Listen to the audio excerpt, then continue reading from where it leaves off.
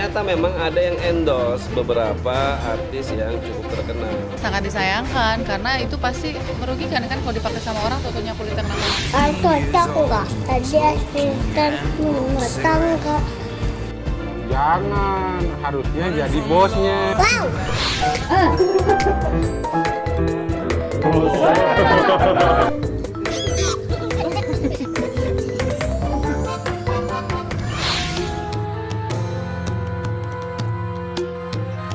Cakep, jadi kita bisa ngelihat. Jarang-jarang ada orang yang boleh videoin.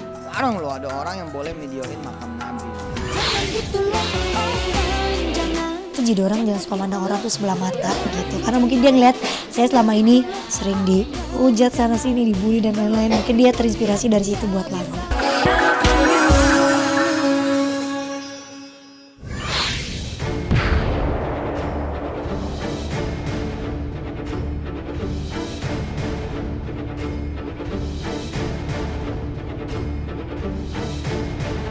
Dunia hiburan kembali gempar. Sederet selebriti tenar tanah air diduga terlibat bisnis produk kecantikan oplosan yang berhasil dibongkar pihak kepolisian Jawa Timur baru-baru ini. Tak tanggung-tanggung, demi meraup fulus dari bisnis kosmetik ilegalnya, tersangka pengusaha kosmetik abal-abal Kartika Indah Lestari menyewa jasa 7 selebriti sebagai pemikat minat konsumen dengan bayaran satu artis mulai dari 7 juta hingga 15 juta rupiah per pekan. Ini barang-barang yang tidak dibatasi proses pembeliannya. Ini mau jual belikan. Nama pedangdut asal Jawa Timur, Via Valen dan Nela Karisma, tersangkut sebagai duta kosmetik abal-abal. Tak cuma itu, yang mengejutkan, nama artis Nia Ramadhani dan Ola Ramlan juga terlibat dalam deretan nama 7 artis yang dijadikan magnet pemikat para pencinta produk kecantikan dengan bayaran cukup menggiurkan. Benarkah selain sebagai duta kosmetik, ketujuh artis juga terlibat langsung memasarkan produk kecantikan? Kepastian itu akan terjawab pekan depan setelah pihak Polda Jawa Timur melakukan pemanggilan dan menyidik sejauh mana keterlibatan Via dan 6 artis lainnya dalam bisnis kotor kosmetik ilegal. Ternyata memang ada yang endorse beberapa artis yang cukup terkenal. Nama-nama itu seperti yang dilansir oleh media. Tetapi untuk minggu depan kita memang memanggil ya salah satu endorse-nya itu yang kita katakan sampai bertahap ya. Dari mulai Karisma, kemudian Via Valen dan seterusnya. Pemanggilannya sebagai saksi atau gimana? Ya saksi dong, masa orang dia nggak tahu kalau itu legal atau tidak legal, tetapi akan kita periksa apakah yang bersangkutan tahu bahwa itu masuk di dalam registrasi Badan Kesehatan atau BPOM. Itu nanti akan kita tanyakan kepada yang bersangkutan. Di tengah namanya jadi sorotan, Via yang saat ini berada di Tanah Suci Mekah menyampaikan pesan singkat di akun media sosial Instagram miliknya. Via menulis kalimat, "Sudah dinikmati saja. Allah nggak akan ngasih ujian di luar batas kemampuan manusia. Slow aja." Benarkah Via Valen pasrah dan siap menjalani pertanggungjawaban atas keterlibatan dirinya sebagai duta besar kosmetik abal-abal?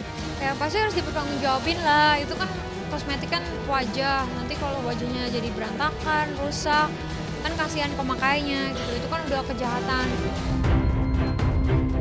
Menurut pihak kepolisian Kediri, Jawa Timur, Via dan sejumlah artis lainnya diduga ikut mengiklankan produk tersebut. Fakta itu diketahui setelah pihak kepolisian Kediri menetapkan sang pemilik klinik kecantikan berinisial Kil sebagai tersangka utama. Kil diduga memasarkan produk kecantikan dengan merek Derma Skincare atau DSC Beauty secara masif yang diduga merupakan produk oplosan. Saya sih nggak habis pikir kalau misalnya ada orang ataupun pabrik ataupun oknum yang melakukan itu ya. Maksudnya kenapa harus seperti itu mengoplos, apalagi sampai membahayakan banyak orang buat apa gitu. Jadi sangat disayangkan karena itu pasti merugikan kan kalau dipakai sama orang tentunya kulitnya kenapa-napa. Sulit ya kalau kita ngomongin sebuah barang di mana-mana tiruan tuh banyak, KW-KW banyak. Terus istilah kasarnya itu kan seperti pembajakan barang gitu ya. Jadi ya susah gitu mau kita hilangkan juga memang sulit gitu. Tapi ya balik lagi ke kita pengguna sosial media, kita juga harus pintar-pintar memilih gitu. Via dan sejawat artis lainnya yang diduga ikut membantu mengiklankan produk tersebut melalui media sosial Pada setiap endorse-nya, mereka seolah-olah terbiasa menggunakan produk tersebut. Lantas benarkah demi honor Via ceroboh menanyakan legalitasnya? Lalu apakah kasus tersebut membuat kapok artis lainnya seperti pedangdut Ayu Ting Ting yang juga kerap mempromosikan produk kecantikan lewat akun media sosial miliknya?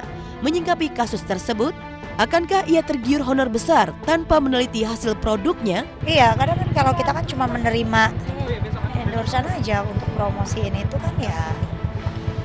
Tapi saya selalu bilang sama manajemen endorse-nya, Iconic Sister, ada orang saya namanya Zara, jadi dia yang harus koreksi semua, jadi nggak boleh sembarangan. Kalau aku punya ketentuan, aku tuh tidak akan mau di endorse untuk barang-barang palsu, aku nggak mau. Terus kalau makeup nggak bisa karena aku juga punya brand makeup. Di luar itu aku mau. Ini pelajaran untuk semuanya. Kalau misalnya besok-besok mau di endorse lagi, mungkin harus ditanya detailnya. Misalnya kayak ini bahan-bahannya gimana nih? Ini benar-benar bagus, benar sehat nggak? Jangan sampai ntar kitanya kena. Padahal kitanya nggak tahu apa-apa, cuman istilahnya mempromosikan.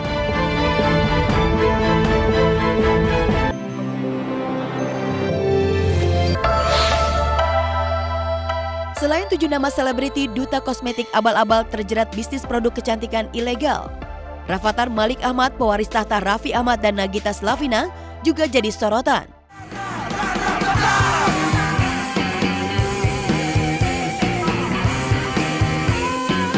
Dalam video yang diunggah di situs video berbagi, Rafathar tampak akrab, tak berjarak, asyik berbincang-bincang santai dengan keempat asisten rumah tangga yang sudah puluhan tahun bekerja di rumah Raffi Ahmad. Lantas apa saja yang dibincangkan Rafathar dengan keempat ART-nya? Kalau makan 10 berapa?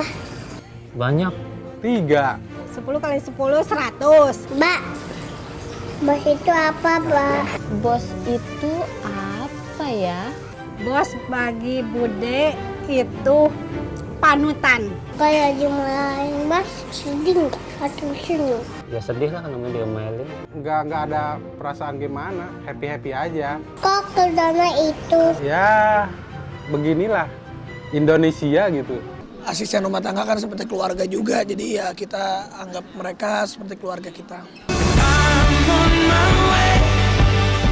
Jika ingin melihat bagaimana kehidupan keluarga seseorang, maka lihatlah bagaimana kondisi asisten rumah tangganya. Ungkapan itu sepertinya pas untuk menggambarkan bagaimana kehidupan keluarga Raffi Ahmad. Potret keakraban Rafathar dengan keempat asisten rumah tangganya seakan mencerminkan hubungan Raffi dan Gigi yang sudah menganggap asisten rumah tangganya sebagai bagian keluarga. Bahkan di hadapan keempat asistennya, AA Rafathar meminta pendapat mereka jika ia jadi asisten rumah tangga. Cocok nggak jadi asisten rumah tangga? Jangan, harusnya jadi bosnya. Wow! Bila perlu, terusin presiden-presiden sekarang. Siap,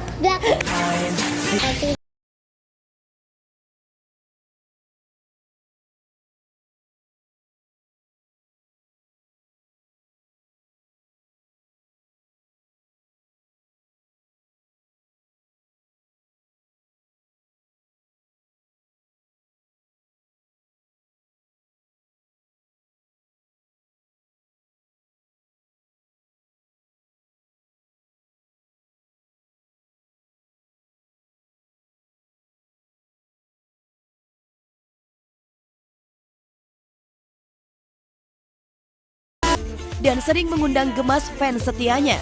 Saat Nagita mamanya menawari beli marmoset, Rafathar secara mengejutkan malah minta adik. Ini korek monyet kecil. Monyet kecil. Om ini baik nggak Om katanya Baik. Allah. adanya ganti ini aja mau nggak? Ini lucu banget tuh. Dia ngempeng. Mana ngempeng ini? Kalau marmoset ini babynya. Dia kalau pas putar kepala gitu kayak lucu banget. Papa mau beli ini. Berapa? Kayak mahal, rusak. Gak apa-apa, saya bayar terus. Satu buat mama, satu buat apa? Dia maunya bisa dinaikin ya? Ya. Oh, pengennya yang dari perut. Oh, maunya dede, bayi. Biar yang temennya. Iya, iya. Oh iya iya. Dia enggak, ini buat lucu aja. Yang menarik, meski sudah dirayu Gigi, Rafathar tetap kekeh minta adik yang di perut ibunya. Tak ayal, celoteh Rafathar itu pun sontak membuat orang-orang yang ada di rumah tertawa. Pak ini marah-marah, Pak. Maunya Dede. Ini kita kan mau. Katanya mau Dede. Dari perut mama. Dia kan aku bilang, udah beli marmoset aja buat jadi adiknya AA biar AA nggak punya adik lagi, dia marah. Sakit banget asal ini. Aduh, demi kaget. Sakit, Pak. Sakit, Pak. Kaget.